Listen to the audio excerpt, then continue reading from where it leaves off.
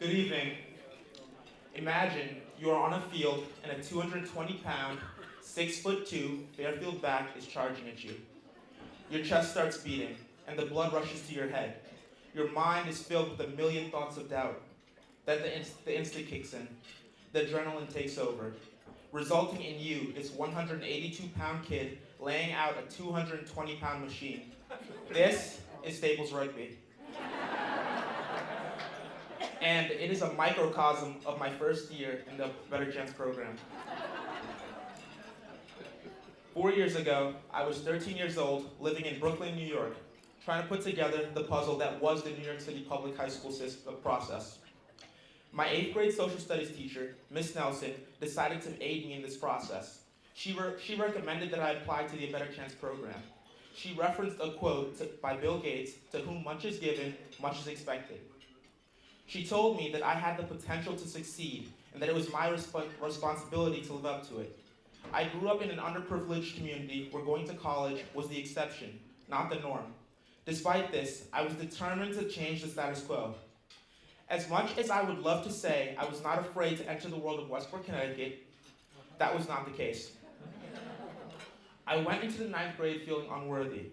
I was the student who questioned whether or not I could handle the workload at Staples High School, especially because I was the first in my family to receive such an unbelievable opportunity. Being a first-generation American in my family, standing before you today, means that my parents' sacrifices to come to this country in hopes to secure a better future for themselves and their children are not in vain. I am reaping the benefits of those sacrifices, and am now empowered to give back to my parents and my community.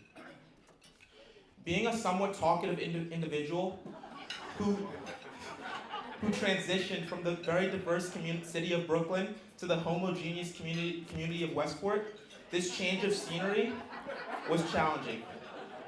I moved from the city that never sleeps to a town that becomes a ghost town around 9 p.m.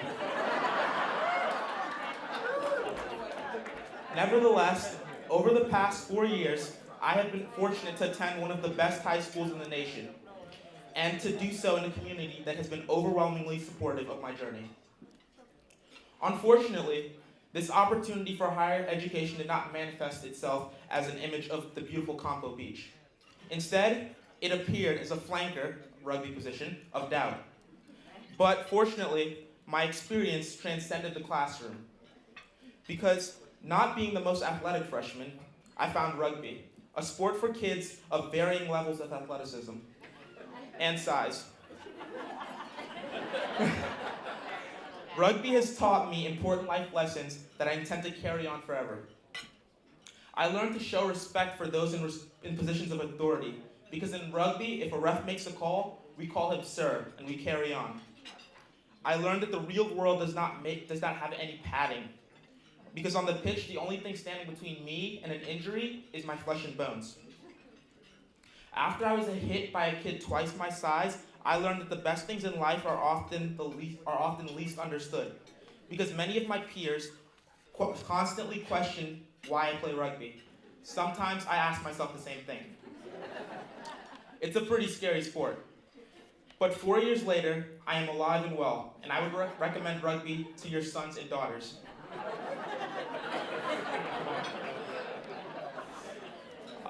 Staples High School was an academically and socially challenging environment. Despite this, I had maintained good grades and made many friends. Navigating Staples High School has been much like navigating the rugby field, as both were new spaces occupied by unfamiliar faces. The only difference was what I called these peers, friends or teammates. As I grew into my own as a varsity player and earned the respect of my teammates, my confidence grew. The confidence spilled over into relationships beyond the field, and slowly but surely, my friends revealed their unique and individual personalities.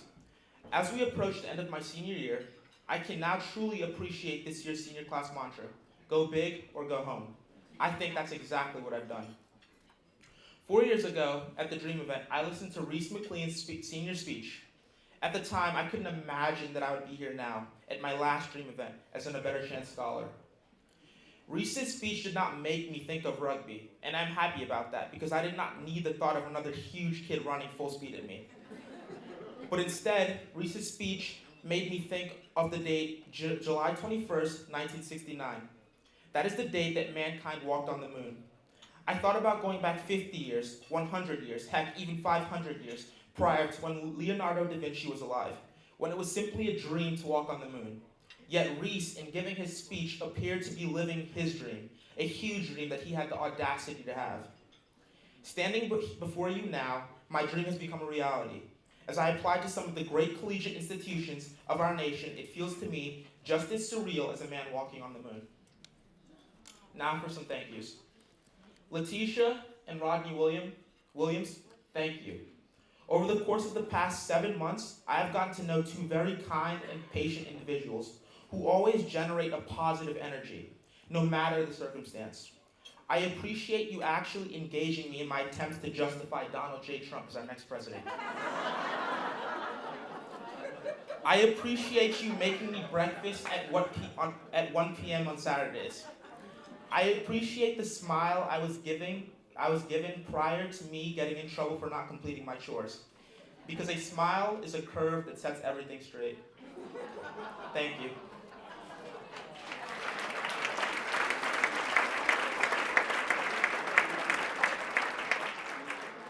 Ms. Desiree and Mr. T, thank you for being reassuring, especially when all the pieces of the puzzle didn't quite fit. You could always see beyond whatever challenge I faced. Ms. Desiree, you always told me that this program is on us, nobody else. Thank you for your time with us.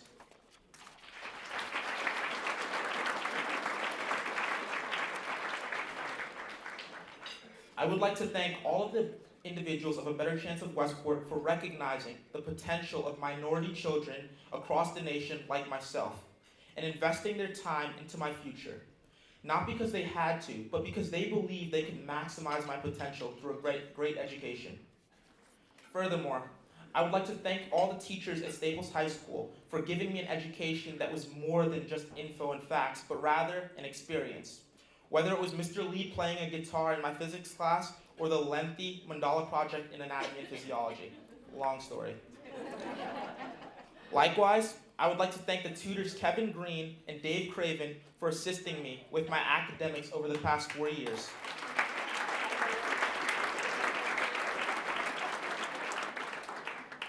And never once giving in to my many pleas to do my homework.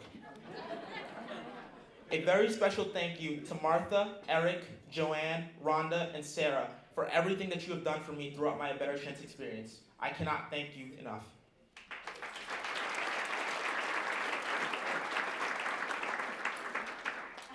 And now, to my host family, the Costellos. You have been nothing short of amazing, as you have made the past 4 years one of the most unique and entertaining experiences of my life from day one. 4 years ago, I met Kieran, Betsy, Anna, Matthew, and I have not regretted a single day yet. Kieran Costello, you are not 50 years old. You're 15 years old with 35 years of experience. Whether it be waking me up at 7 a.m. to go explore Narnia, what most adults call the woods, or asking me to pull your finger, what most adults call immature, I call that Kieran Costello. And there ain't no shame in your game. Because over the course of the past 4 years, you have guided me with those 35 years of experience, while displaying a whole other side of you with the remaining 15 years. Betsy, to me, you are a second mom. Whether it's been helping me to bake cupcakes for my prom date or assisting me with one of my many projects, but the best is your delicious apple pies. I would like to thank you for being someone I can always talk to about anything. I will never forget our car rides at the end of Host Family Sunday, back to the Glen Darcy house. You are a great listener and a great giver of advice. Thank you.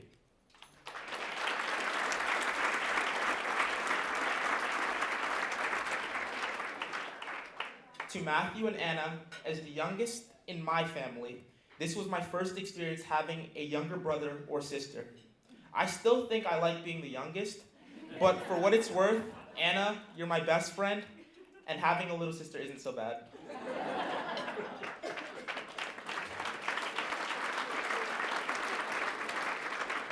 Matthew, you're an interesting kid. who I've had the privilege to watch mature and grow into this tall, athletic guy, and who I am proud to call my brother and friend. Thank you to my ABC host family, the Costellos.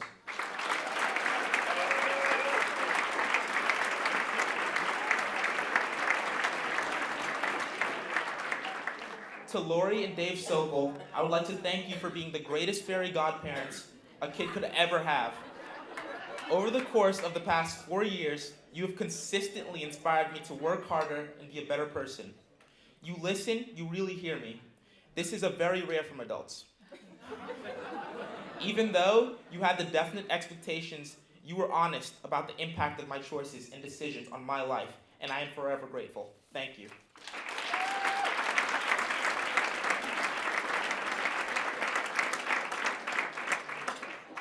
To my two sisters, who unfortunately could not attend tonight, that's a joke because she's right there. It was supposed to be a surprise. Well, me, the brat, has grown up, but I still consider you two the classiest ladies I know.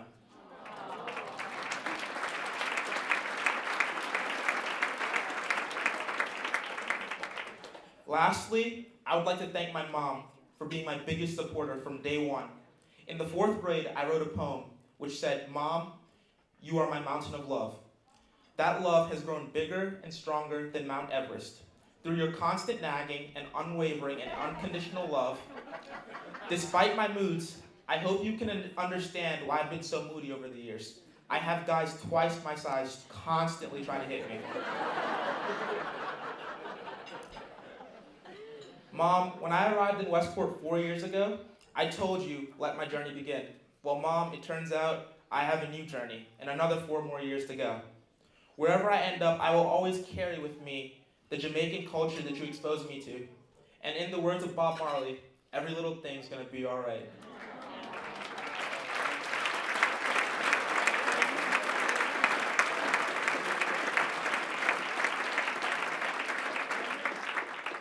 I love you, Mom. Thank you. Good night.